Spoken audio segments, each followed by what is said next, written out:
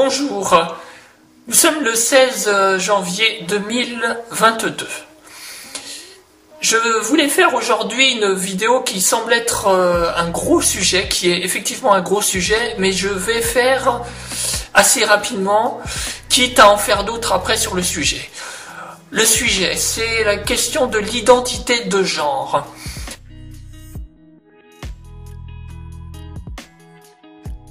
Alors, on en parle beaucoup en ce moment, de façon très négative, puisque c'est mis sur la scène politique.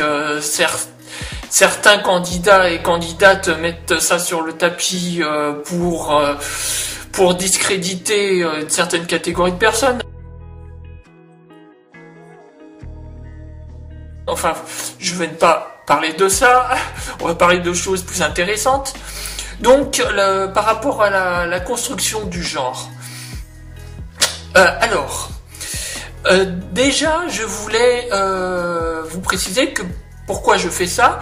En fait, j'ai l'habitude de faire des interventions publiques dans différents endroits. Et par rapport justement à la question du genre, aux stéréotypes du genre, le troisième genre, la non-binarité, la transidentité, tous ces thèmes-là. Donc ça fait depuis quelques années que je fais ça.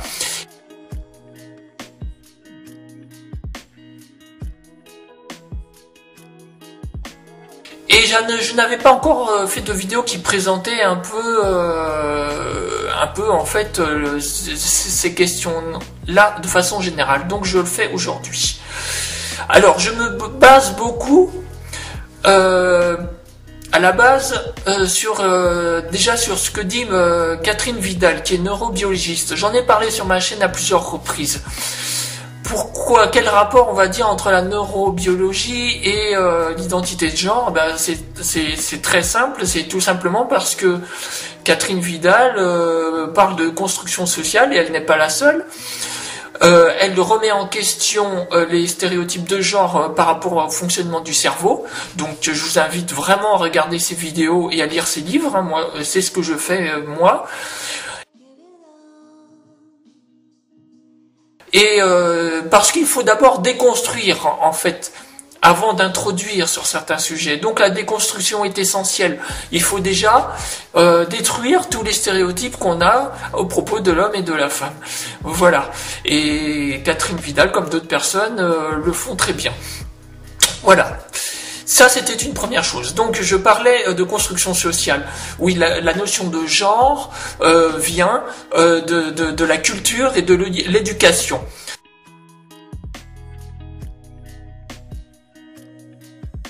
Je ne parle pas de la question du sexe, évidemment, le sexe comme étant genre biologique. Alors, je commence le sujet. Qu'est-ce que le genre? Alors pour moi, il y a au moins 4 distinctions à faire. D'abord, il y a ce qu'on vient de dire, le genre biologique, c'est-à-dire le sexe, et qui concerne donc les caractères sexuels primaires et secondaires, la question des chromosomes, des gènes, tout ce qui est la biologie. Bon, ça là-dessus, je ne vais pas en discuter, c'est un sujet très scientifique et biologique. C'est pas vraiment ma spécialité. Je n'ai aucune spécialité d'ailleurs. Alors donc, le genre biologique. Ensuite, je parlerai du genre ressenti. Le genre ressenti, c'est-à-dire, bon, je pense qu'il n'y a pas besoin de beaucoup expliquer. C'est-à-dire qu'on peut se sentir d'un genre autre que celui qui est assigné à la naissance. Oui, parce qu'à la naissance, on nous assigne un genre. Et la plupart du temps, même tout le temps, on nous assigne le genre masculin à partir du moment où on a les caractéristiques de sexe masculine. Et pareil pour le genre féminin qui nous est collé pour correspondre au sexe biologique. Voilà. Donc, tout ça pour dire qu'on peut se sentir d'un genre différent. Ou même d'un genre neutre, pourquoi pas, aussi.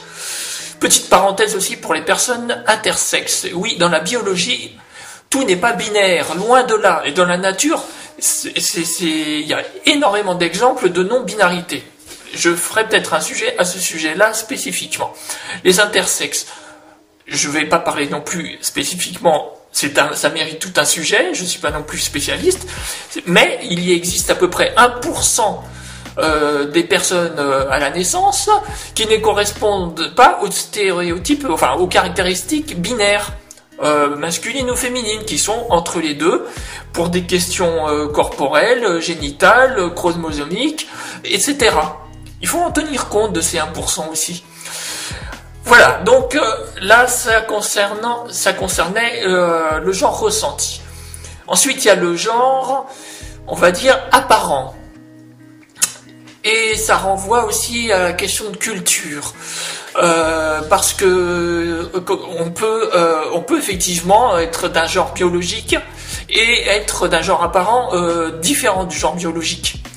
Voilà, donc notamment pour les personnes trans, c'est souvent comme ça. C'est dans les cas les plus typiques, les personnes qui se sentent de l'autre genre. Il faut tenir compte aussi de la non-binarité. Et enfin, le genre administratif, ce qui assure les papiers.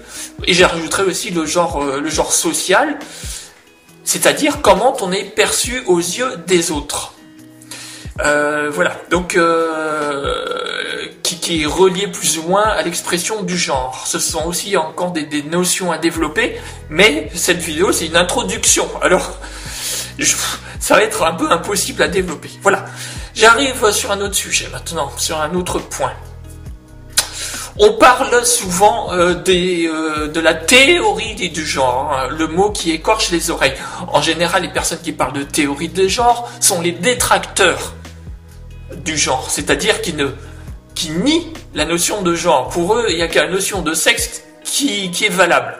Donc, quand on entend quelqu'un parler de théorie du genre, on peut être quasiment sûr que ce sont des détracteurs qui nient ces questions-là. En revanche, il existe des études de genre très poussées. Il y a notamment Judith Butler qui en a fait beaucoup, qui est une précurseur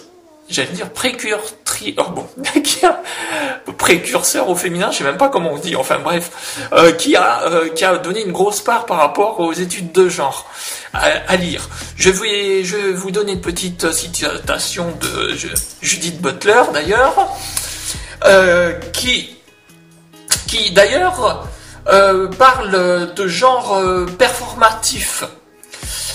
Qu'est-ce que ça veut dire ça ? Ça veut dire qu'on performe le genre. C'est une notion qu'elle a dit. Je vous dis le début de sa citation. Gender is a choice, or gender is a role, or gender is a construction that one puts on as one puts on clothes in the morning.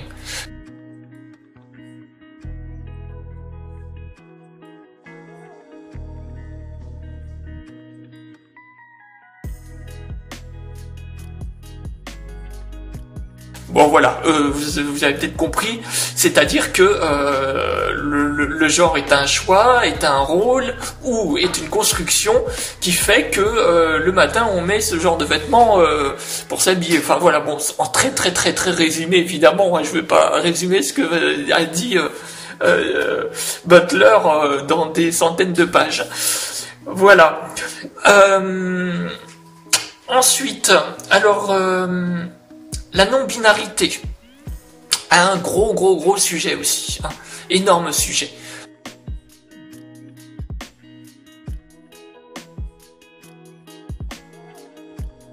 Que j'aime bien d'ailleurs. Moi je me considère, comme je l'ai déjà dit plusieurs fois, non-binaire. Parce que mon ressenti est neutre justement. Je me sens ni homme ni femme. Et donc je fais partie des non-binaires.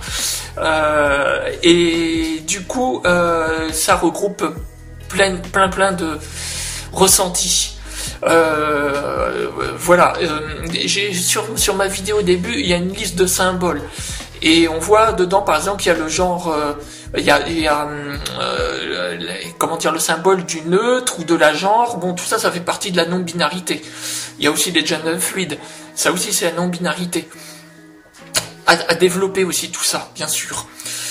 Ensuite, le troisième genre. Alors ça, c'est un gros morceau, mais je veux dire, il y a des études anthropologiques là-dessus, c'est-à-dire que ça remonte à très très longtemps, ça remonte même à Babylone en moins 1750 avant Jésus-Christ. Des tablettes où on a retrouvé des mentions descendantes masculines, c'est-à-dire il existait des personnes, alors je relis le truc, les Alzikroum. Vous voyez, ça vous dit rien, moi non plus je connais pas trop ce sujet. Ce sont des individus qui apparaissent biologiquement de sexe féminin mais qui présentent des caractéristiques clairement masculines, vous voyez. Ça existe depuis des millénaires, donc tout ça. Voilà. Et je ferai aussi, quand j'aurai le temps, une vidéo à ce sujet. Parce que la culture, le troisième genre, c'est une énorme chose. On connaît les Kathoy en Thaïlande, on connaît les Féminei en Italie, on connaît les Hijra en Inde, on connaît les Two Spirits en Amérique du Nord. Donc tout ça, c'est relié à la culture, c'est-à-dire qu'il y a des cultures qui ont intégré un troisième genre, voire plus. Certaines cultures qui en incluent même 5.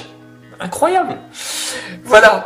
Je crois que pour une introduction, c'est bien, n'est-ce pas? Et oui, je voulais juste dire aussi une autre chose.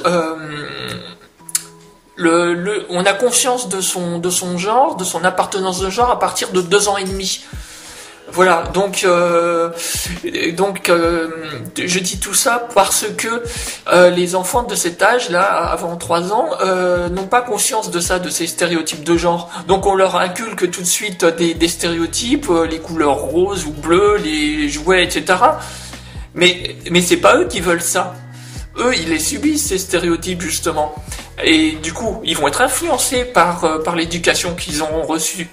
Et quand ils ont été tout petits ou toutes petites. Voilà, c'est un point important à dire aussi.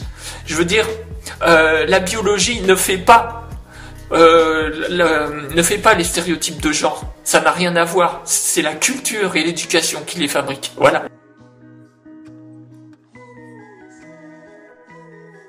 Je vous remercie et je vous dis à bientôt.